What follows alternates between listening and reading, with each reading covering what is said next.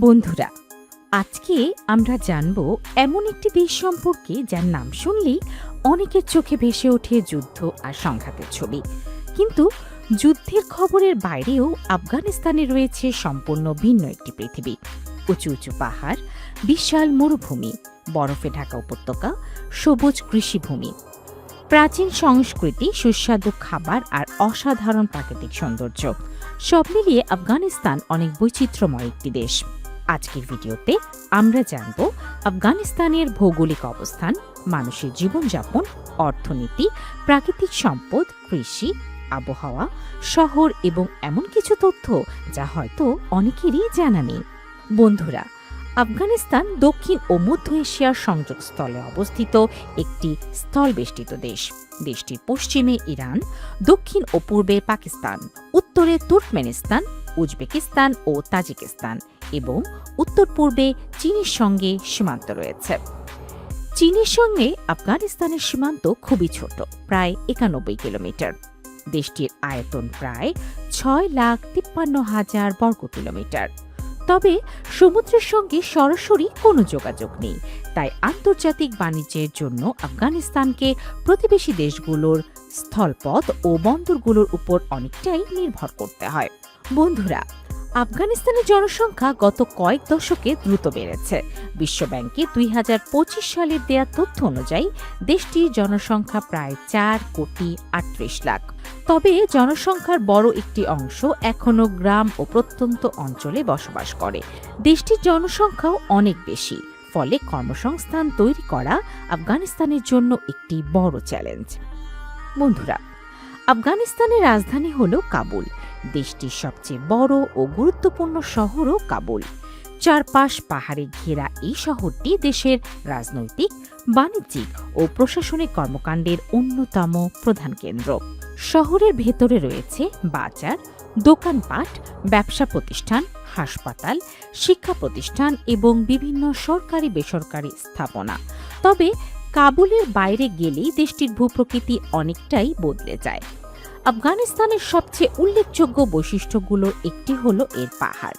দেশটির মধ্য ও উত্তর পূর্বাঞ্চলে বিস্তৃত হিন্দুকুশ পর্বতমালা। এই পর্বতমালার অনেক শৃঙ্গ ৬,০০০ মিটারেরও বেশি উঁচু। পাহাড়ের কারণে দেশের বিভিন্ন অঞ্চলের মধ্যে যাতায়াত অনেক জায়গায় কঠিন। তবে এই পাহাড়ই আফগানিস্তানের প্রাকৃতিক সৌন্দর্যের অন্যতম বড় আকর্ষণ। শীতকালে পাহাড়ের অনেক অংশ বরফে ঢেকে যায়, আর বসন্ত ও গ্রীষ্মে কিছু উপত্যকা সবুজ হয়ে ওঠে। আফগানিস্তানকে শুধু পাহাড়ের দেশ বললেও ভুল হবে। দেশটির দক্ষিণ ও দক্ষিণ পশ্চিমাঞ্চলে রয়েছে বিস্তীর্ণ শুষ্ক এলাকা ও মরুভূমি। কিছু অঞ্চলে বৃষ্টিপাত খুবই কম, ফলে একই দেশের একদিকে বরফ ঢাকা পাহাড়, অন্যদিকে দেখা যায় শুষ্ক মরুভূমি ও পাথুরে প্রান্তর। এই বৈচিত্র্য আফগানিস্তানের ভূপ্রকৃতিকে করেছে অত্যন্ত আকর্ষণীয়। আফগানিস্তানের আবহাওয়া মূলত মহাদেশীয় ধরনের। শীতকালে পাহাড়ি অঞ্চলে তীব্র ঠান্ডা পড়ে এবং প্রচুর তুষারপাত হতে পারে। অন্যদিকে গ্রীষ্মকালে নিচু ও মরুভূমি অঞ্চলে প্রচণ্ড গরম পড়ে। দেশটির বিশাল পাহাড়ি ভূপ্রকৃতির কারণে একই সময় এক অঞ্চলের আবহাওয়া অন্য অঞ্চলের তুলনায় অনেক আলাদা হতে পারে। আফগানিস্তানের অর্থনীতিতে কৃষির ভূমিকা অত্যন্ত গুরুত্বপূর্ণ। দেশটির বহু মানুষ সরাসরি বা পরোক্ষভাবে কৃষি ও পশুপালনের সঙ্গে যুক্ত। গম দেশটির অন্যতম গুরুত্বপূর্ণ কৃষিপণ্য। এছাড়াও ফলমূল, বাদাম, তুলা ও বিভিন্ন কৃষিপণ্য উৎপাদন করা হয়। আফগানিস্তানের শুকনো ফল ও বাদাম আন্তর্জাতিক বাজারেও বেশ পরিচিত। তবে পানির সংকট, খরা ও দুর্বল অবকাঠামো কৃষির জন্য বড় সমস্যা। বিশ্বব্যাংকের দেয়া তথ্য অনুযায়ী সাম্প্রতিক সময়ে কৃষি, খনি, নির্মাণ ও সেবা খাত অর্থনৈতিক কর্মকাণ্ডে গুরুত্বপূর্ণ ভূমিকা রাখছে। আফগানিস্তানের মাটির নিচে রয়েছে বিভিন্ন ধরনের খনিজ সম্পদ। তামা, লোহা, কয়লা, প্রাকৃতিক গ্যাস, তেল এবং বিভিন্ন মূল্যবান পাথরের মতো সম্পদের উপস্থিতি রয়েছে। বিশেষ করে লিথিয়াম সহ কিছু গুরুত্বপূর্ণ খনিজ নিয়ে দেশটির সম্ভাবনার কথা প্রায়ই বলা হয়। তবে প্রাকৃতিক সম্পদ থাকা আর সেগুলোর থেকে বড় অর্থনৈতিক সুবিধা পাওয়া দুটি এক বিষয় নয়। খনি পরিচালনার জন্য প্রয়োজন বিনিয়োগ, আধুনিক প্রযুক্তি, অবকাঠামো, নিরাপত্তা ও আন্তর্জাতিক বাজারের সঙ্গে কার্যকর যোগাযোগ। এই জায়গাতেই আফগানিস্তানের বড় চ্যালেঞ্জ রয়েছে। আফগানিস্তানের মূল্যবান পাথরের মধ্যে লাপিস লাজুলি অন্যতম পরিচিত। এর গাঢ় নীল রঙের জন্য এই পাথর বিশ্বজুড়ে জনপ্রিয়।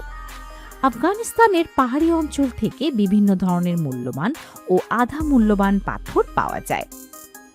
দেশটির খনিজ সম্পদের সম্ভাবনার একটি ছোট্ট উদাহরণই হল এই রত্নপাথর।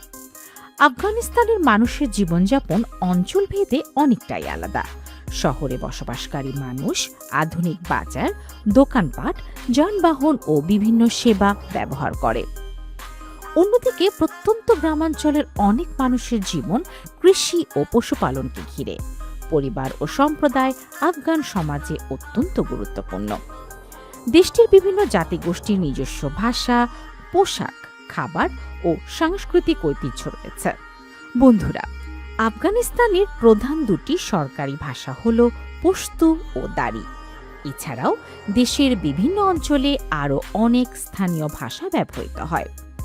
দারি মূলত ফার্সি ভাষার আফগান রূপ, আর পশতু পশতুন জনগোষ্ঠীর প্রধান ভাষা। ভাষার এই বৈচিত্র্য আফগান সমাজের সাংস্কৃতিক বৈচিত্র্য তুলে ধরে। আফগান খাবারের মধ্যে সবচেয়ে পরিচিত খাবারগুলোর একটি হল কাবুলি পোলাও। চাল, গাজর, কিশমিশ এবং মাংস দিয়ে তৈরি এই খাবারটি আফগানিস্তানের ঐতিহ্যবাহী খাবার হিসেবে পরিচিত। এছাড়া বিভিন্ন ধরনের কাবাব, নান, মাংসের খাবার এবং শুকনো ফল আফগান খাবারের গুরুত্বপূর্ণ অংশ।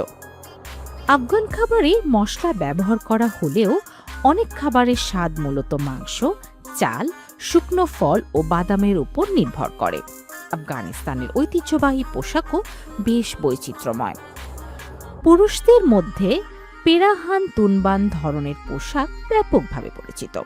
অঞ্চল ও জাতিগোষ্ঠী ভেদে পোশাকের নকশা ও ধরনে পার্থক্য দেখা যায়। নারীদের ঐতিহ্যবাহী পোশাকেও বিভিন্ন অঞ্চলের সংস্কৃতির প্রভাব রয়েছে। বর্তমান আফগান অর্থনীতি কঠিন পরিস্থিতির মধ্যেও কিছুটা ঘুরে দাঁড়ানোর চেষ্টা করছে।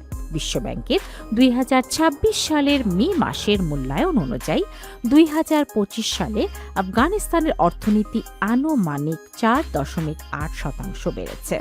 কিন্তু সমস্যা হল, অর্থনৈতিক প্রবৃদ্ধি সাধারণ মানুষের জীবনযাত্রায় একই হারে উন্নতি আনতে পারছে না। দ্রুত জনসংখ্যা বৃদ্ধি, কর্মসংস্থানের সংকট, দারিদ্র্য, খাদ্য নিরাপত্তাহীনতা এবং বিনিয়োগের সীমাবদ্ধতা এখনও বড় সমস্যা। 2025 সালে মাথাপিছু জিডিপি আনুমানিক 5.6% কমেছে বলেও বিশ্বব্যাংক জানিয়েছে।